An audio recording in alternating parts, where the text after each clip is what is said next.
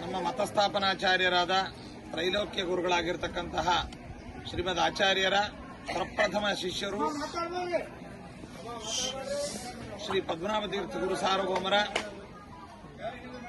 ಒಂದು ಪೂರ್ವಾರಾಧನಾ ಮಹೋತ್ಸವ ಇಂದು ನವಬೃಂದಾವನದ ಕಾಲಾದ್ರಿ ಕ್ಷೇತ್ರ ಎಂಬುದಾಗಿ ಪ್ರಸಿದ್ಧವಾದಂತಹ ಈ ಐತಿಹಾಸಿಕ ಒಂದು ಸ್ಥಳದಲ್ಲಿ ಇಲ್ಲಿ ವಿರಾಜಮಾನರಾಗಿರ್ತಕ್ಕಂತಹ ಪದ್ಮನಾಭ ತೀರ್ಥರೇ ಮೊದಲಾದಂತಹ ಪದ್ಮನಾಭ ತೀರ್ಥರು, ಜಯತೀರ್ಥ ಗುರು ಸಾರ್ವಭೌಮರು, ಅದೇ ರೀತಿಯಾಗಿ ಕವೀಂದ್ರ ತೀರ್ಥರು, ವಾಗೀಶ ತೀರ್ಥರು, ಅದೇ ರೀತಿಯಾಗಿ ವ್ಯಾಸರಾಜ ಗುರು ಸಾರ್ವಭೌಮರು, ಶ್ರೀನಿವಾಸ ತೀರ್ಥರು, ರಾಮತೀರ್ಥರು, ಶ್ರೀ ಸುಧೀಂದ್ರ ತೀರ್ಥ ಶ್ರೀಪಾದಂಗಳವರು, ಅದೇ ರೀತಿಯಾಗಿ ಗೋವಿಂದ ಒಡೆಯರೇ ಮೊದಲಾದಂತಹ 9 ಜನ ಮಹಾನುಭಾವರಿಂದ ಅಧಿಷ್ಠಿತವಾದಂತಹ ಈ ಕ್ಷೇತ್ರಕ್ಕೆ ಭಾವಿ ಸಮೀರ ವಾದಿರಾಜ ಗುರು ಸಾರ್ವಭೌಮರು ಭೇಟಿ ನೀಡಿ ಈ ಪ್ರಾಂತದ ಐತಿಹಾಸಿಕ ಮತ್ತು ಪೌರಾಣಿಕ ಹಿನ್ನೆಲೆಯನ್ನ ಜಗತ್ತಿಗೆ ತಿಳಿಸೋದಲ್ಲದೆ ಇಲ್ಲಿ ವಿರಾಜಮಾನರಾಗಿರ್ತಕ್ಕಂತಹ ಮಧ್ವರಾದ್ಧಾಂತ ಧರಣೀಧರಾಹ ಎಂಬುದಾಗಿ ಪ್ರಸಿದ್ಧರಾದ ಪದ್ಮನಾಭ ತೀರ್ಥರೇ ಮೊದಲಾಗಿರ್ತಕ್ಕಂತಹ 8 ಜನ ದಿಗ್ಗಜಗಳನ್ನ ಇಲ್ಲಿ ವಿಶೇಷವಾಗಿ ವರ್ಣನೆ ಮಾಡಿದ್ದಾರೆ.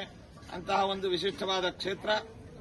ಅದು ಮಾತ್ರವಲ್ಲದೆ ವಾದಿರಾಜ ಗುರು ಸಾರ್ವಭೌಮರು ಈ ಕ್ಷೇತ್ರದಲ್ಲಿ ವಿರಾಜಮಾನರಾಗಿರ್ತಕ್ಕಂತಹ ಜಯತೀರ್ಥ ಗುರು ಸಾರ್ವಭೌಮರನ್ನು ಕೂಡ ಇಲ್ಲಿ ವಿಶೇಷವಾಗಿ ತೀರ್ಥ ಪ್ರಬಂಧದ ಮತ್ತೊಂದು ಶ್ಲೋಕದಿಂದ ಇಲ್ಲಿ ಕೊಂಡಾಡಿದ್ದಾರೆ. ಇಂತಹ ಒಂದು ಪರಮ ಪವಿತ್ರವಾದ ಕ್ಷೇತ್ರಕ್ಕೆ ಶ್ರೀ ಪದ್ಮನಾಭ ತೀರ್ಥ ಗುರು ಸಾರ್ವಭೌಮರ ಆರಾಧನಾ ಪೂರ್ವಾರಾಧನಾ ಅಂಗವಾಗಿ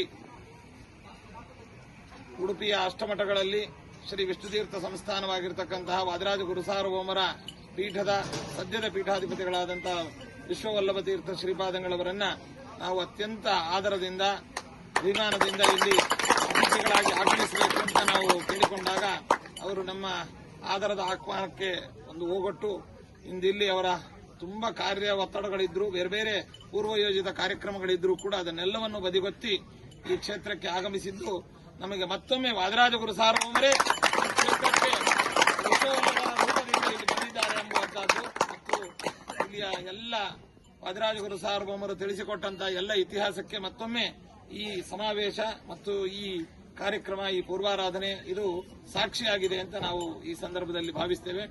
ಇದು ಸಮಸ್ತ ಮಾಧ್ವರಿಗೆ ಒಂದು ಪರಮ ಪವಿತ್ರವಾದಂತಹ ಕ್ಷೇತ್ರ. ಈ ಕ್ಷೇತ್ರದಲ್ಲಿ ನಾವೆಲ್ಲ ಬಂದು ಸಾಧನೆಯನ್ನು ಮಾಡಿಕೊಳ್ಬೇಕು, ಉಪಾಸನೆಯನ್ನು ಮಾಡಬೇಕು. ಜೊತೆಯಲ್ಲಿ ಇಲ್ಲಿ ಅಧಿಷ್ಠಿತರಾದಂತಹ ಮಹಾನುಭಾವರಾದ ಪದ್ಮನಾಭ ತೀರ್ಥರು, ಜಯತೀರ್ಥ ಗುರು ಸಾರ್ವಭೌಮರು, ವ್ಯಾಸರಾಜ ಗುರು ಸಾರ್ವಭೌಮರೇ ಮೊದಲಾದಂತಹ ಅವರ ಗ್ರಂಥಗಳ ಅಧ್ಯಯನ, ಅಧ್ಯಾಪನ, ಪಠನ, ಪಾಠನ, ಪಾರಾಯಣಾದಿಗಳು, ಜೊತೆಯಲ್ಲಿ ಸಿದ್ಧಾಂತದ ವಿಶೇಷವಾದ ಪ್ರಮೇಯಗಳನ್ನು ಜಗತ್ತಿಗೆ ಸಾರಬೇಕು. ಮತ್ತೆ ಪುರಂದರದಾಸರೇ ಮೊದಲಾಗಿರ್ತಕ್ಕಂತಹ ಜ್ಞಾನಿ ವರೇಣ್ಯರು ಇಲ್ಲೆಲ್ಲ ಬಂದು ಓಡಾಡಿದ್ದಾರೆ. ಇಂತಹ ಒಂದು ಕ್ಷೇತ್ರದ ಪಾವಿತ್ರತೆಯನ್ನು ಕಾಪಾಡಬೇಕು, ಸೌಹಾರ್ದತೆಯನ್ನು ಬೆಳೆಸಬೇಕು. ಜೊತೆಯಲ್ಲಿ ಸಮಸ್ತ ಮಾಧ್ವರು ಕೂಡ ಸಂತೋಷದಿಂದ ಇಲ್ಲಿ ಸಮ್ಮಿಳಿತರಾಗಿ ಪೂಜಾರಾಧನೆಗಳನ್ನ, ಸೇವೆಯನ್ನು ಮಾಡುವಂತಹ ಒಂದು ಕಾಲವನ್ನ ಹರಿವಾಯ ಗುರುಗಳು ಶೀಘ್ರದಲ್ಲಿ ಅನುಗ್ರಹಿಸಲಿ. ಯಾವುದೇ ತರಹದ ವೈಷಮ್ಯಗಳು, ತೊಂದರೆಗಳು ಮತ್ತೆ ಒಂದು ಮನಸ್ತಾಪಗಳಿಲ್ಲದಂತೆ ಈ ಕ್ಷೇತ್ರದಲ್ಲಿ ಎಲ್ಲರೂ ಕೂಡ ಸಮ್ಮಿಲಿತರಾಗಿ ಆರಾಧನೆ, ಪೂಜೆ ಇತ್ಯಾದಿಗಳನ್ನು ಮಾಡುವಂತಹ ಸೌಭಾಗ್ಯವನ್ನು ಹರಿಗುರುಗಳು ಕರುಣಿಸಲಿ ಅಂತ ನಾವು ದೇವರಲ್ಲಿ ಪ್ರಾರ್ಥಿಸ್ತೇವೆ. ಮತ್ತೆ ಇಂದು ಮತ್ತೊಬ್ಬ ಮಹಾನುಭಾವರಾದಂತಹ ಸೋದೆ ವಾದಿರಾಜ ಮಠದ ಪರಂಪರೆಯಲ್ಲಿ ಬಂದಿರತಕ್ಕಂತಹ ವೇದವೇದ್ಯರ ಆರಾಧನಾ ಮಹೋತ್ಸವದಿಂದಾಗಿದೆ. ಹಾಗಾಗಿ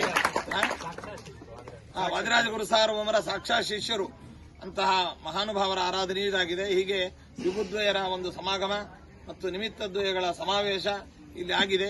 ಇಂತಹ ಎರಡೂ ಕಾರ್ಯಕ್ರಮಗಳನ್ನ ನೀವೆಲ್ಲ ಭಕ್ತಾದಿಗಳು, ವಾದಿರಾಜ ಗುರು ಸಾರ್ವಭೌಮರ ಭಕ್ತರು ಮತ್ತು ಮಠದ ಅನುಯಾಯಿಗಳು, ರಾಘವೇಂದ್ರ ಗುರು ಸಾರ್ವಭೌಮರ ಮಠದ ಅನುಯಾಯಿಗಳು ಮತ್ತು ನಮ್ಮ ಪೂರ್ವಿ ಗುರುಗಳಾಗಿರ್ತಕ್ಕಂತಹ ಸುಧೀಂದ್ರ ತೀರ್ಥರು, ಅದೇ ರೀತಿಯಾಗಿ ವ್ಯಾಸರಾಜ ಗುರು ಸಾರ್ವಭೌಮರು, ಅದೇ ರೀತಿಯಾಗಿ ಜಯತೀರ್ಥ ಗುರು ಸಾರ್ವಭೌಮರು ಮತ್ತು ಪದ್ಮನಾಭ ತೀರ್ಥ ಗುರು ಸಾರ್ವಭೌಮರ ಎಲ್ಲರ ಅನುಗ್ರಹಾಕಾಂಕ್ಷಿಗಳಾಗಿ ನೀವು ಆಗಮಿಸಿದ್ದೀರಿ. ನಿಮ್ಮೆಲ್ಲರಿಗೂ ಕ್ಷೇಮವಾಗಲಿ.